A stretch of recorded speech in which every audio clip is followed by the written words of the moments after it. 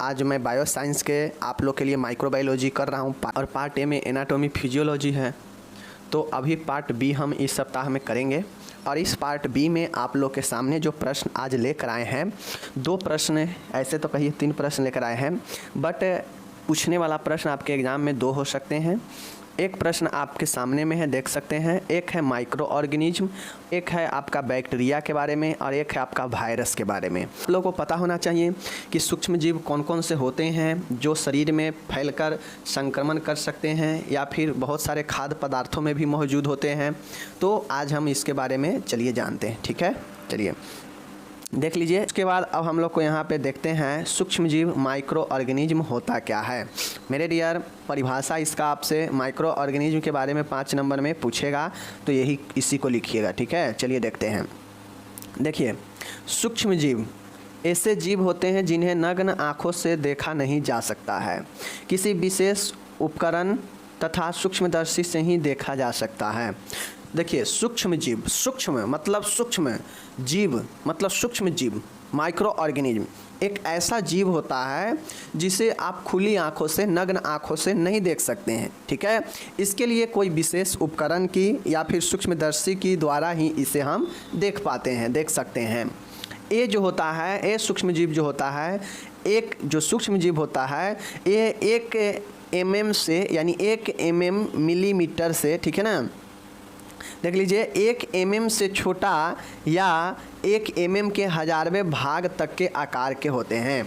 अब आप लोग सोच सकते हैं, एक तो mm कितना ज़्यादा छोटा होता है, उसके बाद भी जो है, समझ रहे हैं ना, 1 mm कितना छोटा होता है और उसके बाद भी इसके 1000वें भाग जो है के बराबर होता है। तो समझ सकते हैं कि कितना छोटा होता है। समझिए, हम ये बुनका दे दिए ना, ये बुनका भी बहुत बड़ा हो गया। बुनका तो आपको दिख भी रहा है, वो सूक्ष्म जीव नग्न आँख से नहीं दिखता है। तो समझ लीजिए, ये जो हम बुनका दिए हैं, ये वाला, जैसे मानिए हम ये बुनका दे दिए, इस बुनका से भी छोटा होता है। तो समझ सकते हैं कि ये बुनका के आकार हमको दिख रहा है नग्न आँख से, बट वो नग्न आँख से नहीं दिखता है, मतलब इससे भी कई गुना छोटा होगा।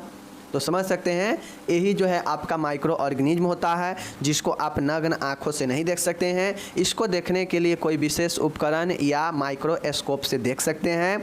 इसका आकार 1 mm से छोटा या 1 mm के 1000वें भाग के जो है आकार के तक हो सकता है, यानी कितना सूक्ष्म होता है, समझ सकते हैं, ठीक है। चलिए, ये समझ गए।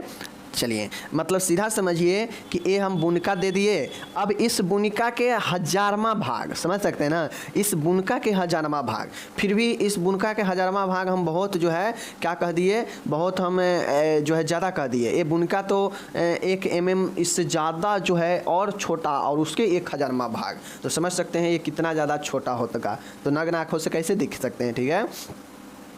अब देखिए, ये संसार के सभी स्थानों पर मिलते हैं। अब एक बात आपको ध्यान में देना पड़ेगा कि ये संसार के, मतलब वर्ल्ड में किसी भी जगह पर आप चल जाइएगा, वहाँ पे बिना सूक्ष्म जीव के जो है आपके जीवन है ही नहीं। सब जगह पे है, दुनिया के किसी भी कोने में चल जाइए, सूक्ष्म जीव सभी स्थान पर मिलते हैं।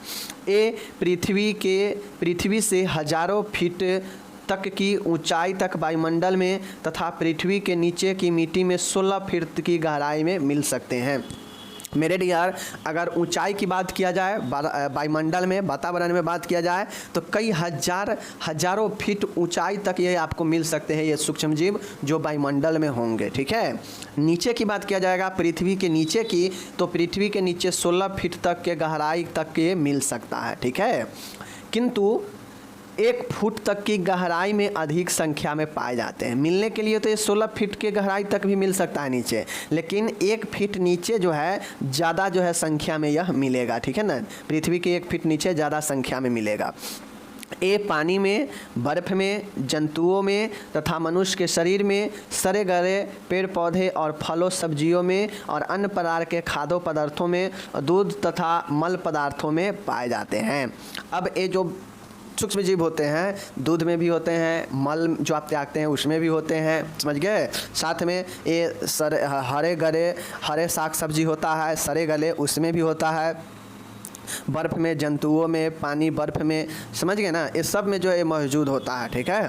तो ये जो है आपके ये सभी जगह मौजूद होता है, इसीलिए इसे संक्रमण की खतरा ज़्यादा होता है, इसीलिए इसको बारे में माइक्रोबायोलॉजी में पढ़ना आवश्यक है नर्स के लिए, ठीक है। तो ये हो गया आपका माइक्रो ऑर्गेनिज्म। आप समझ गए कि माइक्रो ऑर्गेनिज्म क्या होता है, कैसा होता है, देखने में कितना बड़ा होता है, कहाँ कहाँ मौजूद होता है, सब चीज़ जान गए। चलिए ये समझ गए।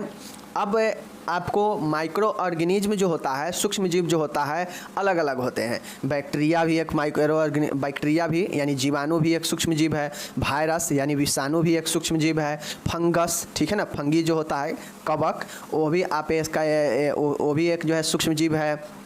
एल्गी मतलब शैवाल जो होता है वो भी एक सूक्ष्म जीवी है। तो मतलब आपको बहुत सारे प्रोटोजोआ एक सूक्ष्म जीवी हैं, तो बहुत सारे सूक्ष्म जीव है, ठीक है। बस आपको जो है नॉर्मली 2 चीज़ों पर ज़्यादा फोकस करना है। कौन कौन? वायरस और बैक्टीरिया। आदमी को भी यही 2 ज़्यादा जो है अटैक करता है और बीमारी पकड़ाता है। तो ये 2 जो है चीज़ों पर ज़्यादा फोकस करना है। 2 चीज़ों में भी सबसे ज़्यादा जो फोकस करना है वो बैक्टीरिया पर फोकस करना है, ठीक है। तो आपसे क्वेश्चन पूछता है कि बैक्टीरिया के क्लासीफाई करे, मतलब वर्गीकृत करे विथ डायग्राम, ठीक है। तो डायग्राम हम बता देंगे कि कौन किस आकार का होता है, आप डायग्राम बता दीजिएगा, ठीक है। जीवाणुओं को सचित्र वर्गीकरण करे। तो चलिए बैक्टीरिया के बारे में देखते हैं। मैंने पहले ही बता दिया कि माइक्रो ऑर्गेनिज्म कौन कौन होते हैं, सूक्ष्म जीव कौन कौन होते हैं। Bacteria, virus, fungi, algae, protozoa, ये सब के सब जो है क्या है, सूक्ष्म जीव है, ठीक है। तो ये मत समझिएगा मैं आपको सूक्ष्म जीव कौन कौन होता है मैं नहीं बताया, मैं बता दिया। अब हम लोग चलते हैं बैक्टीरिया के स्ट्रक्चर को क्या करते हैं देखते हैं, ठीक है। बैक्टीरिया को जीवाणु कैसे संरचना करता है चलिए देखते हैं। जीवाणु आकार में बहुत छोटे होते हैं। देखिए ये तो नॉर्मल सी बात है कि जब सूक्ष्म जीव ही छोटा होगा तो जीवाणु बड़ा थोड़ी ना हो जाएगा। जीवाणु यानी बैक्टीरिया भी तो सूक्ष्म जीव है। तो जीवाणु आकार में बहुत छोटे होते हैं। इनको माइक्रोमीटर देख सकते हैं, ऐसे होता है माइक्रोमीटर में, ऐसे जो है इसको माइक्रोमीटर में मापते हैं, ठीक है। इसको म्यू कहते हैं, इसको एम कहते हैं, ठीक है। माइक्रोमीटर होता है, इसे माइक्रोमीटर में मापा जाता है। विभिन्न प्रकार के जीवाणुओं की विशिष्ट संरचना का ज्ञान माइक्रोस्कोप द्वारा परीक्षण करने पर होता है। जीवाणु की सामान्य माप, मेरे डियर, ये जो जीवाणु होता है, जीवाणु का आकार बहुत छोटा होता है, इसे माइक्रोमीटर में मापा जाता है। और विभिन्न प्रकार के अलग अलग के बैक्टीरिया को, जीवाणु को, उसके अलग अलग संरचना को अगर आपको पढ़ना हो, अगर आपको उसको जानना हो तो उसके लिए माइक्रोस्कोप द्वारा परीक्षण करना पड़ता है। और तब जाके आप देख पाते हैं कि कौन सा सूक्ष्मजीव किस प्रकार के, कौन सा बैक्टीरिया किस प्रकार के होता है, ठीक है। तो ये आपका हो गया इसके संरचना। अब जीवाणु का सामान्य माप मतलब बैक्टीरिया के मेजर कितना होता है चलिए देखते हैं। मेरे डियर, बैक्टीरिया का जो माप होता है, व्यास कहा जाए तो 0.2 से लेके 1.5 जो है इतना होता है, ठीक है, देख लीजिए। और लंबाई की बात किया जाए तो 3 से 5 माइक्रोमीटर होता है। तो इस चीज़ को आप लोग समझ लीजिएगा, ठीक है। व्यास कितना होता है? व्यास आपके होते हैं 0.2 से 1.5 pm, ठीक है ना। आगे बात किया जाए इसके लंबाई कितने होते हैं तो 3 से 5 माइक्रोमीटर होते हैं, इसको ध्यान में रखिएगा, ठीक है। चलिए ये हो गया आपका आकार देख लीजिए। आकार के आधार पर जीवाणुओं को निम्न प्रकार से वर्गीकृत किया गया है। अब हम लोग इसका वर्गीकरण देख रहे हैं। तो आकार के आधार पर मतलब कौन किस आकार के होता है जीवाणु, इस आकार के आधार पर जो है अलग अलग जो है प्रकार से वर्गीकृत किया गया है। कोई गोला होता है, कोई लंबा होता है, ठीक है, कोई जो है पतला होता है, कोई धागे नुमा होता है, ठीक है, कोई जो है चपटा होता है। तो इस प्रकार के अलग अलग आकार में होते हैं। तो आप लोग को ध्यान देना है कि आकार के आधार पर अगर हमको लिखना होगा तो ये निम्न प्रकार से होगा, और यही आपको लिखना भी है, ठीक है। आकार के आधार वाला सबसे महत्वपूर्ण है। पहला है पहला है कॉकी, इसको दंडाणु कहते हैं, ठीक है ना। दंडाणु, कॉकी मतलब क्या होता है? दंडाणु। ये जो है आपके बैक्टीरिया के टाइप्स हैं। एक गोल और अंडे के आकार के होते हैं। सबसे पहला समझिए कॉकी, जिसके सामने लास्ट में कॉकी लगा हो जाएगा। इस सेकेंड ईयर में आप जाएंगे ना तो बहुत आपको पता चलेगा कि सेकेंड ईयर में जो इन्फेक्शन वगैरह होता है ये सब इसी के कारण होता है, ठीक है ना। तो एक कॉकी होता है, जैसे आप लोग देख सकते हैं यहाँ पे, एक कॉकी का मतलब होता है कि स्ट्रेफ्लोकॉकी, डिप्लोकॉकी, स्ट्रेप्टोकॉकी, देख सकते हैं ना, सब में कॉकी लगा है ना, कॉकी। तो ये कॉकी दंडाणु होता है, यानी ये गोल और अंडे के समान होता है, ठीक है ना। जैसे ऐसे गोल अंडे के समान इसका आकार होता है। यह विभिन्न रूपों में व्यवस्थित होता है, मतलब यह अलग अलग रूपों में जो है उपस्थित होता है।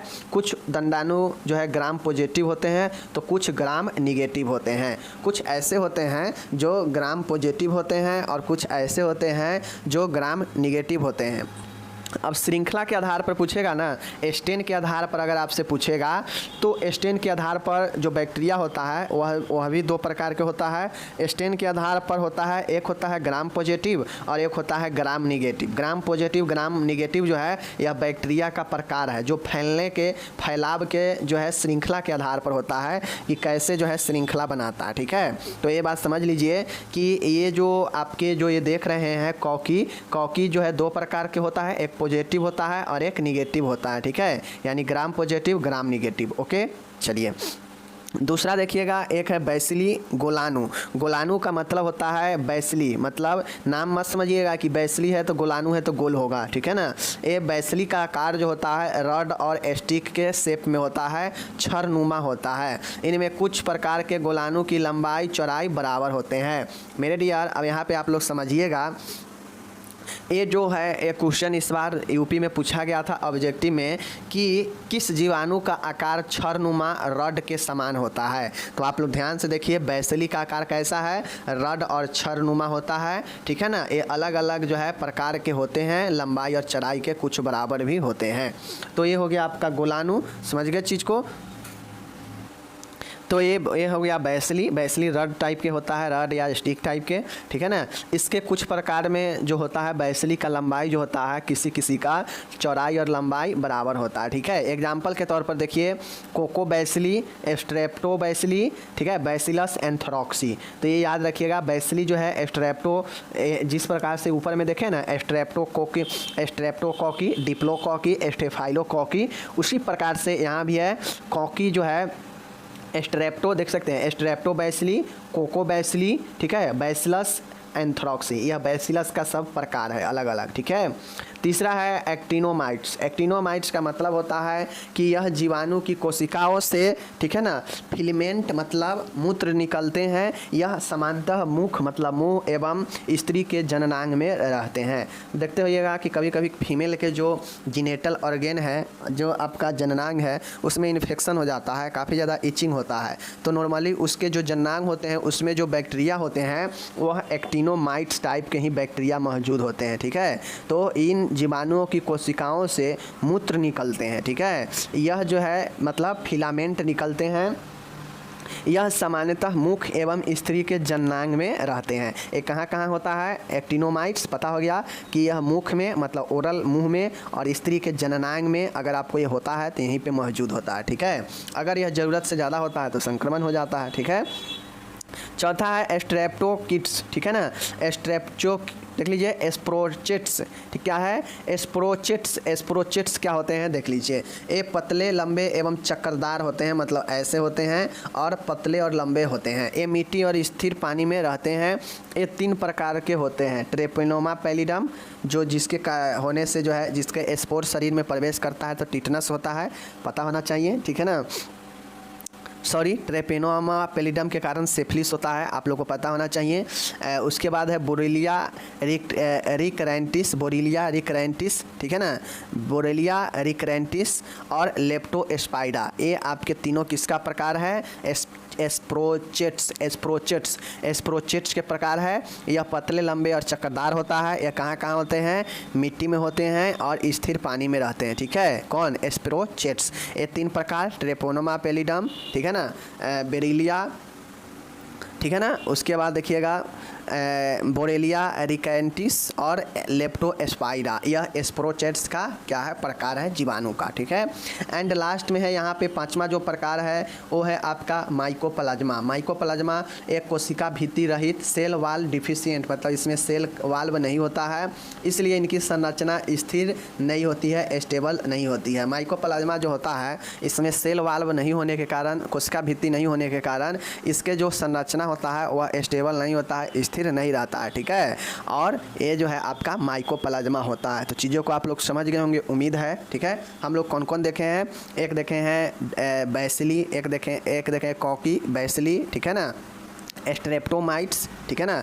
एक हम लोग देखे हैं क्या चीज़, कॉकी, बैसिली, एस्प्रेचोचेट्स, ठीक है ना, एस्प्रोचेट्स, ओके, एक्टिनोमाइट्स, ठीक है। ये 5 प्रकार से और माइकोप्लाज्मा, पांचों में आप एग्जाम्पल याद रखिएगा तो बहुत अच्छा नॉलेज मिल जाएगा, ठीक है। यहाँ पे इंग्लिश दिया गया है, आप लोग इंग्लिश अच्छे से इसको कर लीजिएगा, ओके, कोई दिक्कत नहीं है।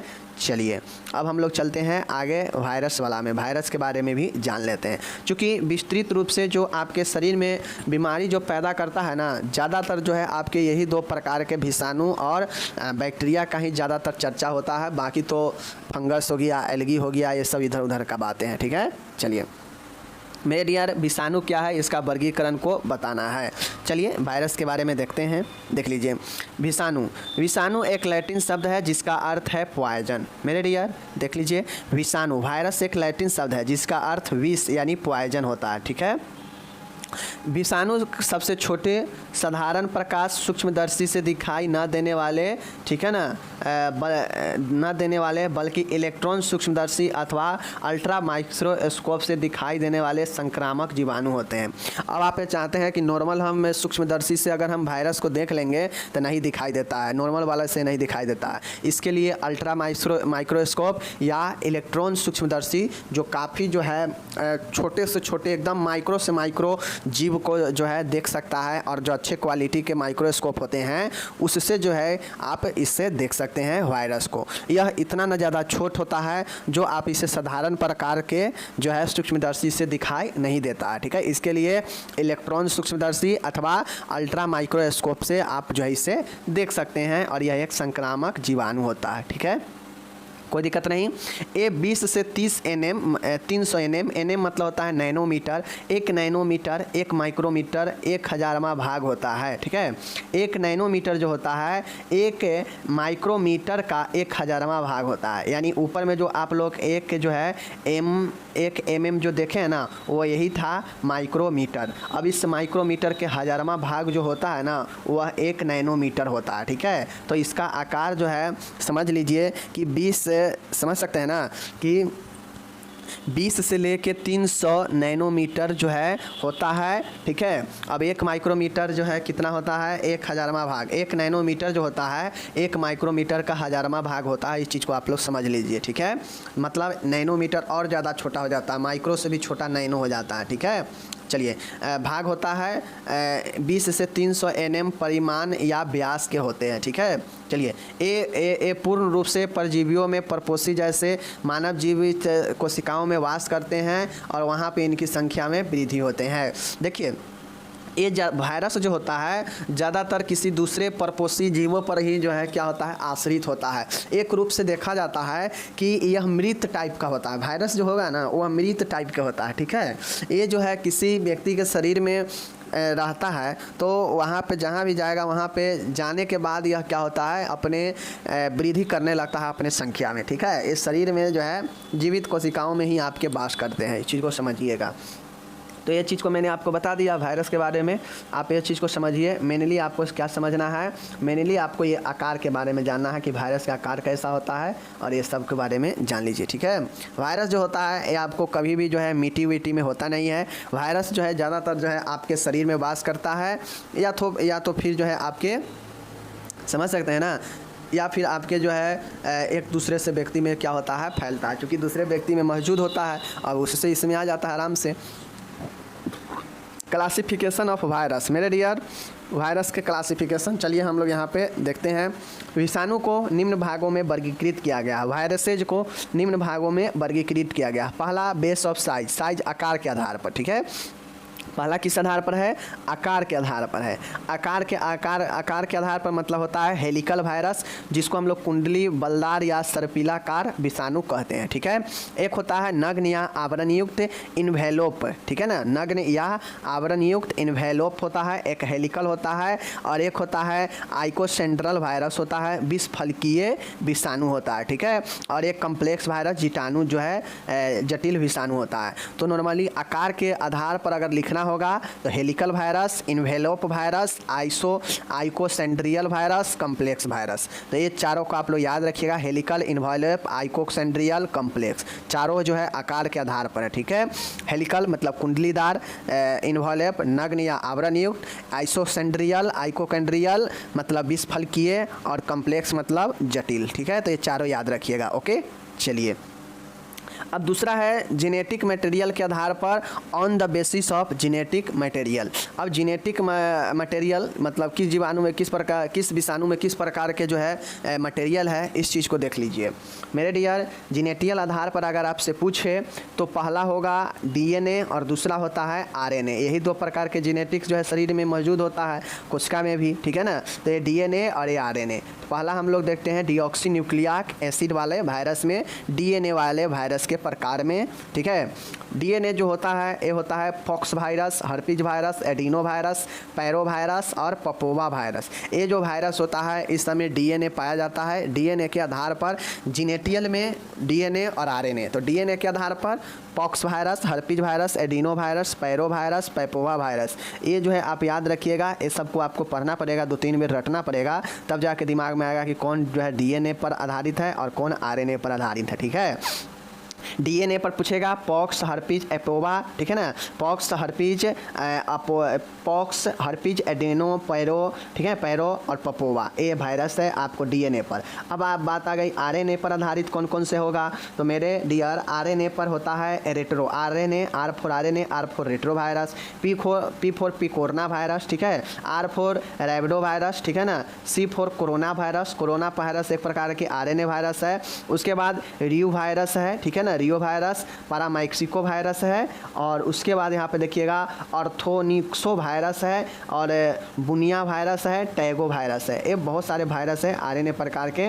बाकी आपको इसमें जितना दिया गया है रेट्रो, पिकोरना, रैबिडो, कोरोना, रियो वायरस, पैरामाइक्सो वायरस, ऑर्थोनिक्सो वायरस, बुनिया वायरस और टैगो वायरस, टोगा वायरस। तो ये सब वायरस को याद रख लीजिएगा कि अगर जेनेटियल मटेरियल के आधार पर कहा जाए तो एक डीएनए प्रकार के और एक आरएनए प्रकार के। अब मानिए आपसे अगर एग्जाम में पूछ दे कि बताइए पैक्सो वायरस किस प्रकार के जो है डीएनए वाला आधारित है, तो क्या बताएंगे डीएनए। अगर आपसे पूछ देगा बताइए पैरामेक्सिको वायरस किस प्रकार के वायरस वाला है, तो बताएंगे आरएनए। पूछेगा कोरोना वायरस किस प्रकार के जो है जेनेटियल है, तो बता देंगे आरएनए प्रकार के है। तो ये सब आपसे ऑब्जेक्टिव के लिए भी महत्वपूर्ण है और ज्ञान के लिए भी महत्वपूर्ण है।